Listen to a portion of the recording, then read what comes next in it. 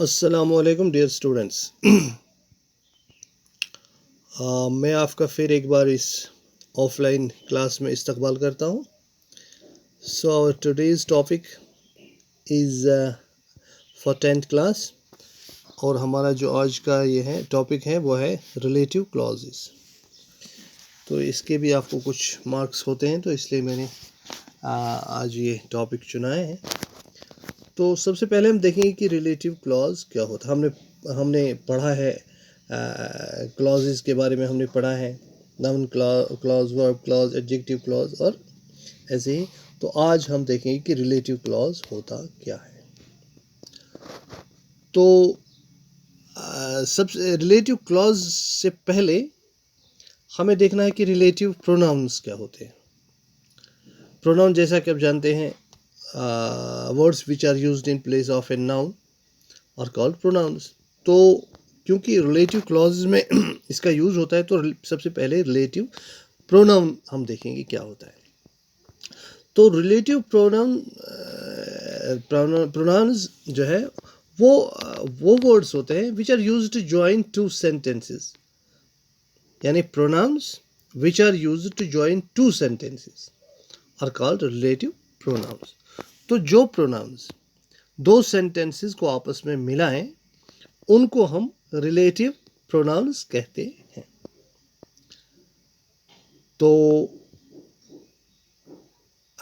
Every relative pronoun refers to the noun और pronoun going before. तो जो भी प्रोनाउन होता है उससे पहले जो नाउन या प्रोनाउन आता है उसी के साथ मतलब उसी के साथ इसकी रेफरेंस नहीं, उसी के बारे में वो होता है।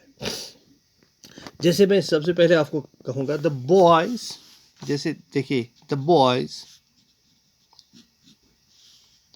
who are playing, the boys who are playing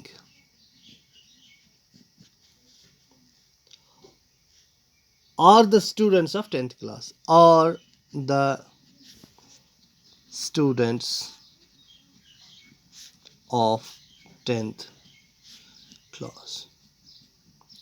अब देखिए यहाँ हम पहले रिलेटिव प्रोनाउन देखेंगे। The boys who are playing, यानी बॉयज हु आर प्लेइंग। अब हमें ये हु और वो जो खेल रहे हैं, तो they refer to this boys, यानी यहाँ who refers to this relative pronoun refers to the boys. अब फिर डिस्क्रिप्शन भी है, हम इसको एडजेक्टिव भी कहते हैं हु आर प्लेइंग, क्योंकि ये क्वालिफाई भी करता है। आर द स्टूडेंट्स ऑफ, फिर इंफॉर्मेशन है the students of 10th class, right. उसके बाद हम एक और एग्जाम्पल देखें। He is the man whom I gave my book, जैसे he is the man whom I gave my book. अब यहां देखिए ही इज द मैन, वही वो आदमी, होम जिसको आई गेव माई बुक। तो इस होम ने इन दो, एक्चुअली ये दो सेंटेंस है।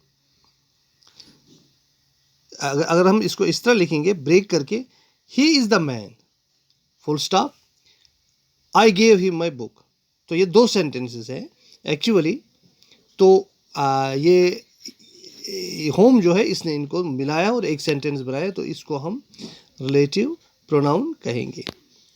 तो फिर इसी तरह से अगर एक और एग्जाम्पल लिखेंगे, she is the girl, she is the girl whose book was stolen, whose book was stolen। तो अगर हम इसको इस तरह लिखेंगे, शी इज ए गर्ल, दूसरा सेंटेंस लिखेंगे हर बुक वाज स्टोलन। तो दो सेंटेंस को हमने मिलाया हुज के जरिए से। She is the girl whose book was stolen, तो ये जो हुज है ये रिलेटिव प्रोनाउन है। तो फिर हम आएंगे एक्चुअल जो हमारा ये है टॉपिक है रिलेटिव क्लॉज। तो उसके बारे में सिंपल है, ए clause beginning with a relative pronoun is called a relative clause or adjective clause। तो वो क्लॉज, सेंटेंस का वो क्लॉज जो शुरू होता है रिलेटिव प्रोनाउन से उसको हम रिलेटिव क्लॉज और रिलेटिव और एडजेक्टिव क्लॉज भी कहते हैं।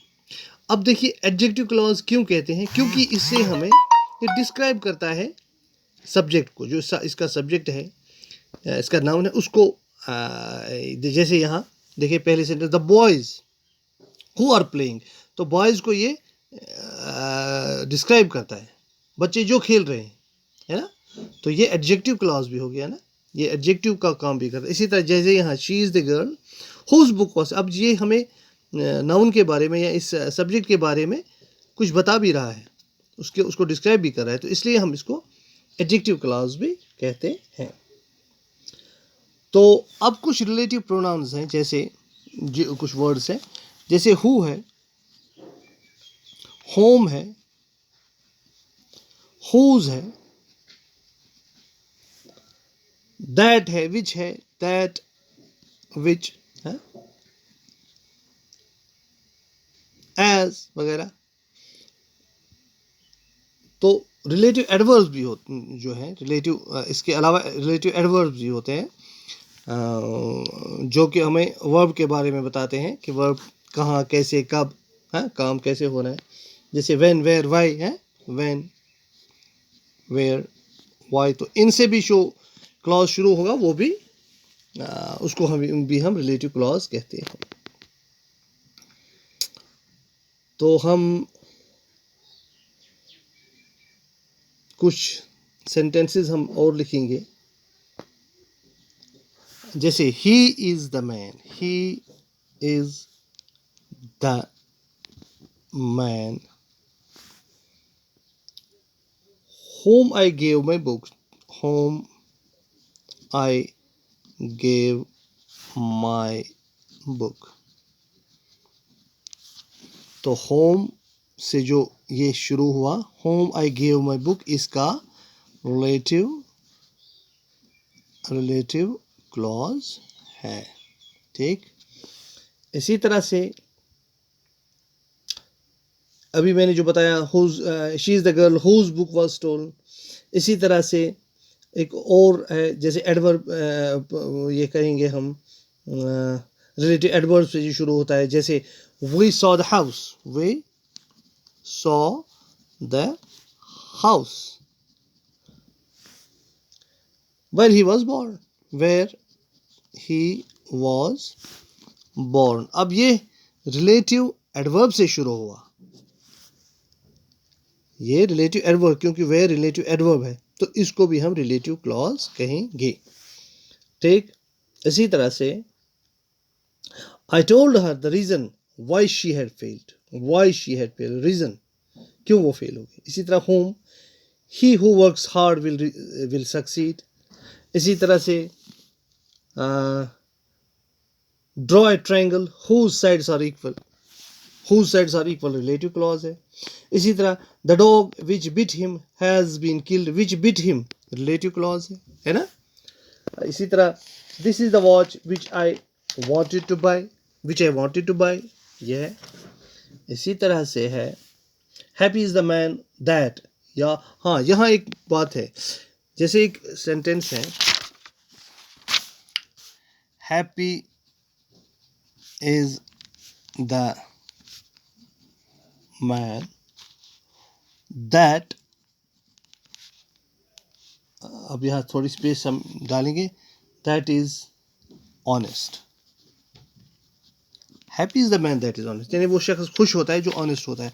और यहाँ दैट के बदले हम विच भी कर सकते हैं यूज, यानी कई बार हम विच और या हु विच नहीं, हु या हु, हाँ विच हम करेंगे। जैसे book, that is the book, जैसे मैं कहूँगा दैट इज द बुक, या this is the book which I wanted, जो मुझे चाहिए थी, तो दैट आई वांटेड भी आ सकता है, यानी विच के बदले हम दैट भी यूज कर सकते हैं, तो दोनों सही है। तो इन वर्ड से जो सेंटेंस का हिस्सा शुरू होता है, क्लॉज शुरू होता है, तो उसको हम रिलेटिव क्लॉज कहते हैं। तो मुझे उम्मीद है कि इंशाल्लाह आपको ये हुआ होगा क्लियर कि रिलेटिव, क्योंकि ये एग्ज़ाम में आता है, आपके कुछ मार्क्स आते हैं, तो इसके लिए आप और एक्सरसाइज करेंगे, बुक में भी देखेंगे, और ग्रामर बुक होगी आपके पास, या वो होते हैं गाइड्स, उनमें भी होता है। तो बहुत सारे सेंटेंसेस आप ट्राई करेंगे तो इंशाल्लाह वो मार्क्स आपको मिल जाएंगे। Thank you.